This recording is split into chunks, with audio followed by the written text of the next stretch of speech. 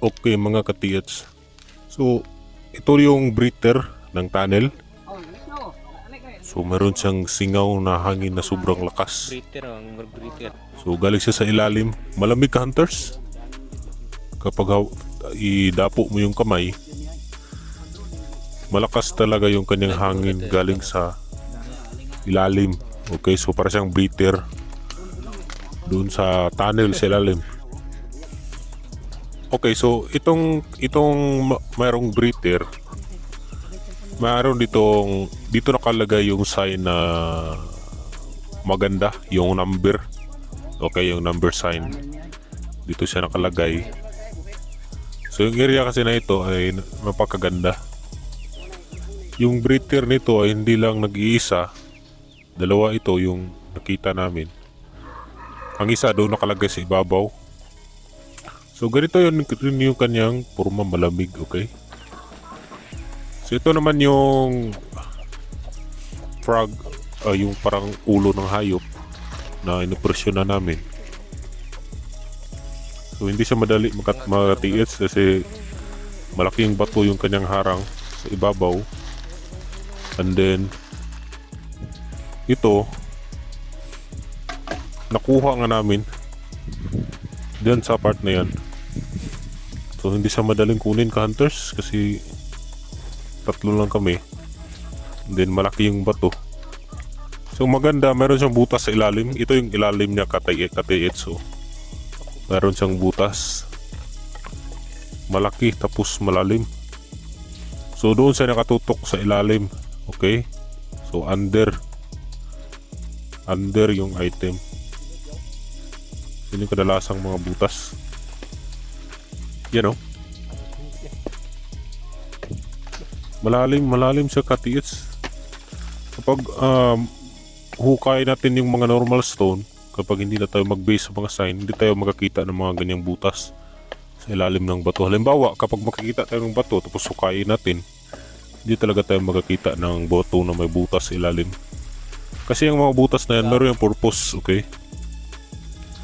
Meron yung kahulugan, meaning under. Okay?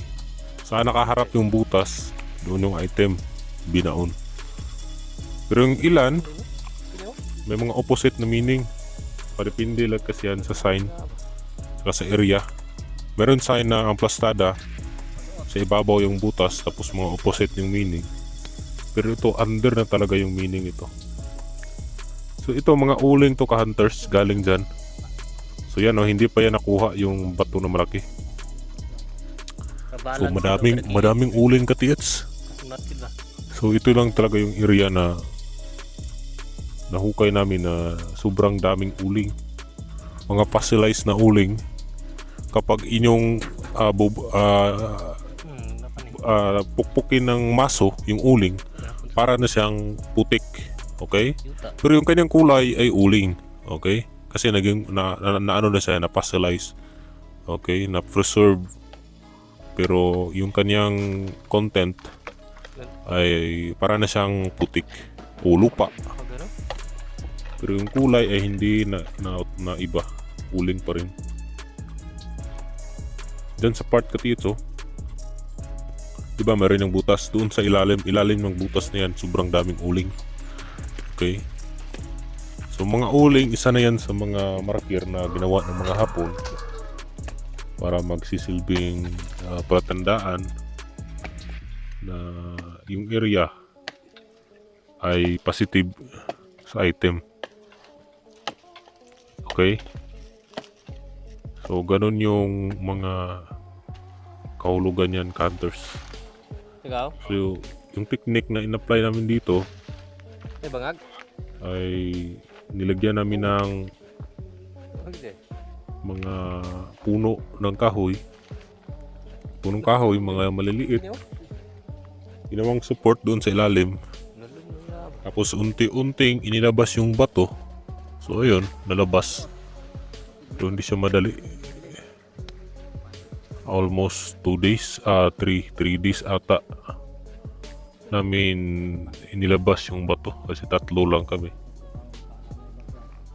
Balance itong kilid. Maganda naman yung kanyang mga marker.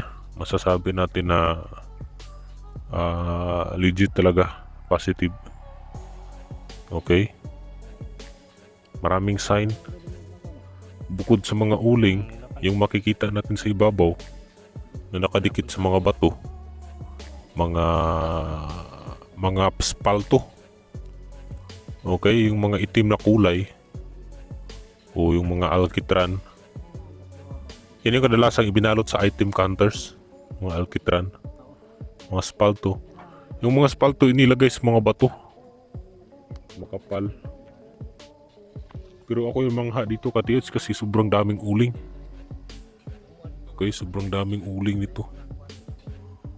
Doon sa ilalim, paghukay namin, mga 3 feet under, doon na lumabas yung maraming uling.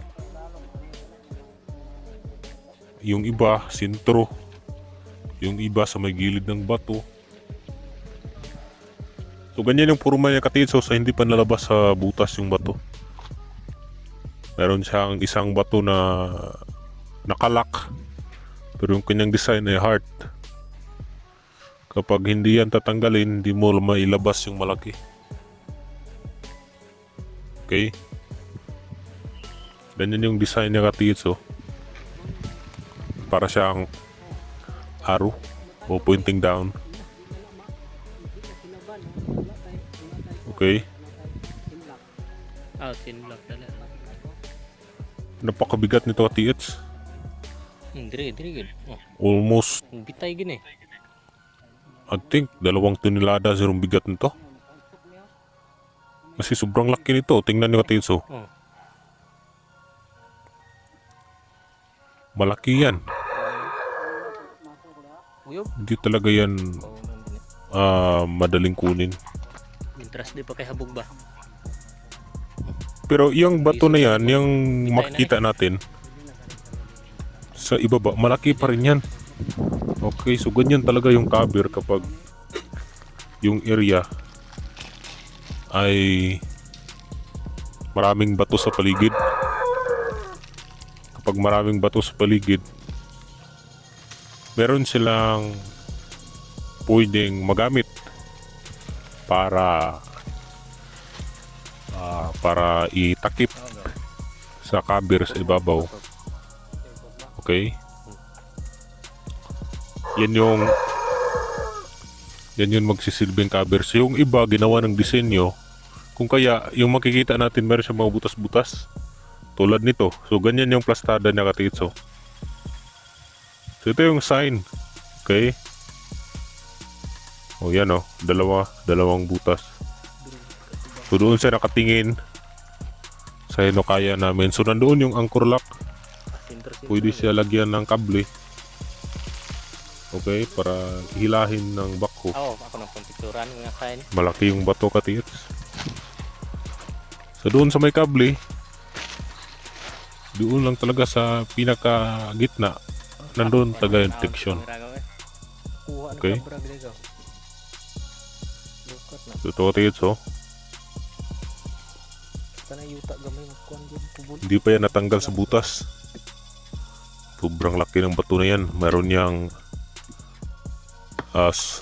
sukat na 3 feet 2 feet almost 3 feet yung haba. Kasi hindi siya bilog, hindi rin siya square.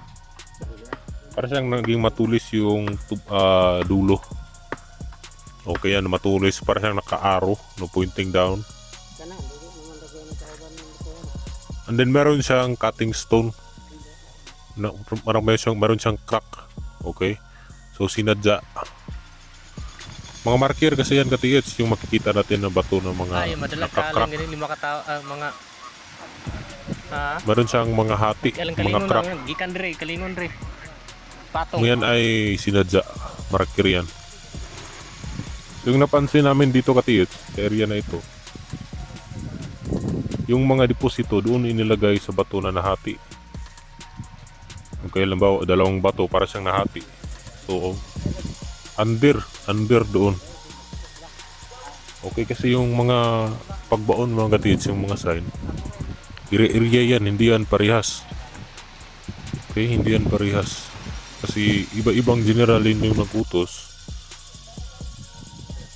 Baka mga engineer. Okay? Kung kaya iba-iba. So yung nakikita natin kanina, yung parang kulay yellow, yun yung tinatawag na yellow clay. Okay? Yellow clay meaning gold deposit. So yan yung spalto, yan o. Mga itim na kulay. Hilo. Oh, yan, napaka-yellow. Oh, hinahalo sa lupa. Ay, cool. Sobrang yellow katits. So doon naman nahukay sa 3 feet under. So doon napakadaming kulay. Hindi iba-ibang kulay, puro isang kulay lang yung aming nahukay. Yun yung yellow clay. Meaning gold deposit under. Okay? Pero hindi siya madaling kunin, hunters. Kasi merong bato na sobrang dami. So yan yung anchor lock. Pwede siyang lagyan ng kable tapos pahila ng backhoe. So dito lang mismo yung item. Okay? Yan o. Mula puso. Okay, so saka isang magandang yung pagkatiit sa mga sign. Baka maka-encounter kayo ng mga ganito. So meron na kayong idea kung positive nga ba. Kasi kapag ganito may mga yellow clay, pooling, positive talaga yan. Okay? So ganun na ang mga katiyats. Huwag niyo kalimutan mag-subscribe. And then follow na rin sa ating Facebook page. Okay?